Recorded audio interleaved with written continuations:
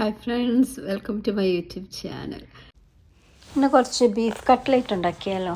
അപ്പം ഞാൻ ഇവിടെ കോസ്കോ എന്ന് പറയുന്നൊരു ഗ്രോസറി സ്റ്റോറുണ്ട്, ഹോൾസെയിലാണ്. അവിടെ പോയി ഞാൻ കുറച്ച് ബീഫ് മേടിച്ചുകൊണ്ട് വന്നു.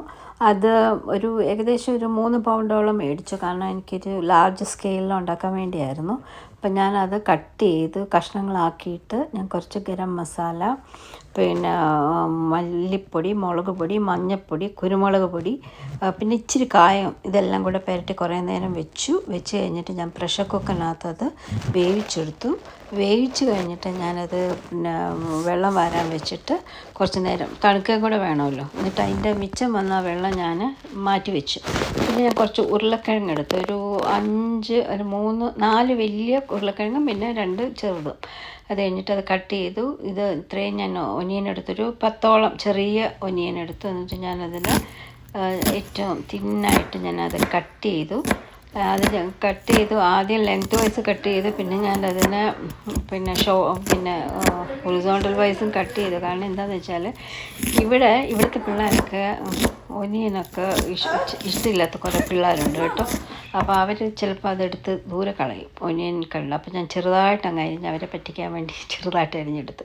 പിന്നെ ഞാൻ കുറച്ച് ഇഞ്ചി എന്ന് പറയുന്നത് ഈ കാണുന്ന അത്രയും എമൗണ്ടിൽ ഞാൻ ഇഞ്ചി എടുത്ത് ചെറുതായിട്ട് അരിഞ്ഞു.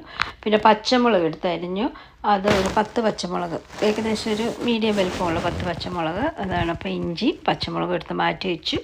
പിന്നെ നമ്മൾ നേരത്തെ ഇറച്ചി വെന്ത വെള്ളം വെച്ചിരുന്നില്ലേ, അതിനകത്തിട്ട് ഞാൻ ആ ഉരുളക്കിഴങ്ങിട്ട് ഒന്ന് വേവിച്ചെടുത്തു. അപ്പം ഇതാണ് ഉരുളക്കിഴങ്ങ് വേവിച്ചെടുത്ത് കഴിഞ്ഞിട്ട് പിന്നെ ഞാനത് ഓണാക്കിയിട്ട് പിന്നെ അത് ഞാൻ അതിൽ നിന്ന് എടുത്ത് മാറ്റി അതിൻ്റെ വെള്ളം ഇങ്ങനെ വല്ലാൻ വേണ്ടി വെച്ചു. പിന്നെ നമ്മുടെ മീറ്റ് തണുത്തായിരുന്നു ആ സമയം കൊണ്ട്. അപ്പം ഞാനത് കുറച്ച് എടുത്തിട്ട് നമ്മുടെ മിക്സിക്കകത്തിട്ട് അടിച്ച് എടുക്കുക. ഒന്നിച്ചെടുത്ത് കഴിഞ്ഞാൽ ഒത്തിരി അതങ്ങോട്ട് അരഞ്ഞു പോകരുത്, ജസ്റ്റ് ഒന്ന് പൊടിഞ്ഞ് കിട്ടിയാൽ മതി. ഞാനത് ഘട്ടമായിട്ട് ഞാൻ പറഞ്ഞല്ലോ, ലാർജ് സ്കെയിലായിരുന്നു ഉണ്ടാക്കുന്നത്. കുറേശ്ശെ എടുത്ത് ഞാൻ മിക്സിക്കകത്തിട്ട് പൊടിച്ചെടുത്തു. ഇത് കണ്ടോ, ഇതാണ് അതിൻ്റെ പൊടിച്ചെടുത്ത് കഴിഞ്ഞുള്ള ഫൈനൽ ലുക്ക്. അത് ഞാനൊരു പാത്രത്തിലേക്ക് മാറ്റി, എല്ലാം കൂടെ എടുത്ത് മാറ്റി കഴിഞ്ഞിട്ട് ഞാൻ കുറച്ച് കറിവേപ്പിലയും പിന്നെ കുറച്ച് മല്ലിയിലയും കൂടെ. അപ്പോൾ കറിവേപ്പില എടുക്കാൻ നോക്കിയപ്പം കടയിൽ നിന്ന് മേടിക്കാൻ മറന്നുപോയി. അതുകൊണ്ട് ഞാൻ നട്ട എൻ്റെ ഗാർഡനിൽ ഇത് പോയി കുറച്ച് കറിവേപ്പില പറിച്ചു. അത് വളർന്ന് വരുന്നതേ ഉണ്ടായിരുന്നുള്ളൂ കേട്ടോ. അതുകൊണ്ട് ഭയങ്കര സങ്കടമായിരുന്നത് പറിക്കാൻ. കാരണം ഇനി അത് മരടിച്ചെങ്ങാനും പോവോ എന്ന് ഓർത്ത് വിഷമിച്ച പോയത്. പക്ഷേ എന്ത് ചെയ്യാനാ, ഉണ്ടാക്കാൻ നോക്കിയപ്പോഴത്തേന് കറിവേപ്പില ഇല്ല. അപ്പോൾ പിന്നെ ഇടാതിരിക്കാനും പറ്റത്തില്ലല്ലോ. അതുകൊണ്ട് വിഷമത്തോടു കൂടി ഞാൻ കറിവേപ്പില പൊട്ടിച്ചെടുത്തു.